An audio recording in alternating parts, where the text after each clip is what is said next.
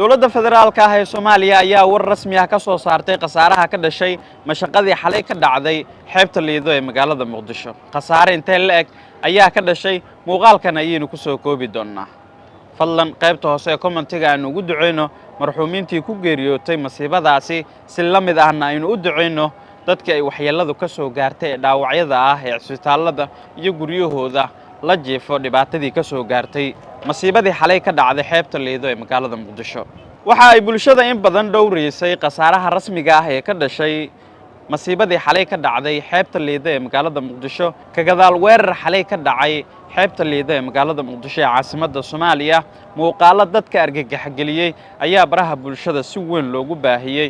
Waxaa si la mid ah baraha bulshada saacadihii ugu dambeysay lagu baahinayay sawirada shakhsiyaad ku geeriyooday masiibadaasi oo guud ahaan baraha bulshada loogu tacsiyeynayay.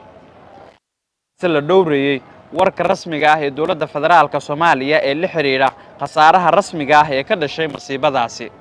Wasiirka caafimaadka xukuumadda federaalka ah ee Soomaaliya oo warbaahinta kula hadlay magaalada Muqdisho ayaa shaaca ka qaaday khasaaraha rasmiga ah ee ka dhashay weerarkaasi.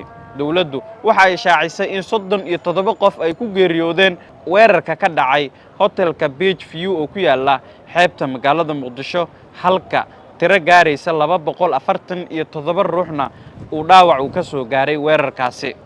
Dowladdu waxa ay sheegtay in caafimaad degdeg ah ay u rajeynayso dadka qaba dhaawacyada ah ee ku jira isbitaalada magaalada Muqdisho, halka marxuumintii geeriyootayna ay shaacisay inay u rajeynayaan naxariistii Eebe.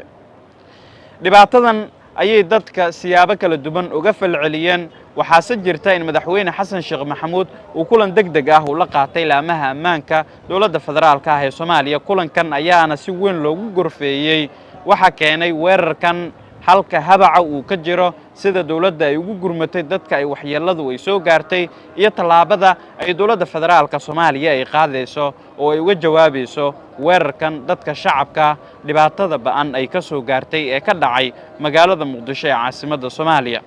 Kulanka madaxweyne Xasan Sheekh Maxamuud uu la qaatay laamaha amniga ayaa siyaabo kala duwan looga falceliyay. Waxaase madaxweyne Xasan Sheekh Maxamuud loogu baaqay in tallaabo degdeg ah uu qaado oo dhinaca saraakiisha ammaanka laga qaadayo, isla markaana lagula xisaabtamayo mas'uuliyadooda. Dadka ayaa su'aalo badan waxa ay iska weydiinayaan halka ay soo mareen shakhsiyaadka weerarka halkaasi ka fuliyay, iyadoo si weyn magaalada Muqdisho ee caasimadda Soomaaliya loo adkeeyo ammaankeeda. Goobo fara badanna ay yaalaan baro lagu hubiyo gaadiidka, isla markaana aysan suurtagal ahayn ay si caadi ah u isticmaalaan dad hubeysan baraha control ee magaalada Muqdisho. Waxaase dowladda federaalka looga fadhiyaa jawaabta rasmiga ah ee ku qotonta su'aashan oo bulshada si weyn ay u faaqidayeen. Ilaa dhamaadka muuqaalka haddii aad ila soo gaarto waa kaaga mahadcelinaya. Nabadgelyo.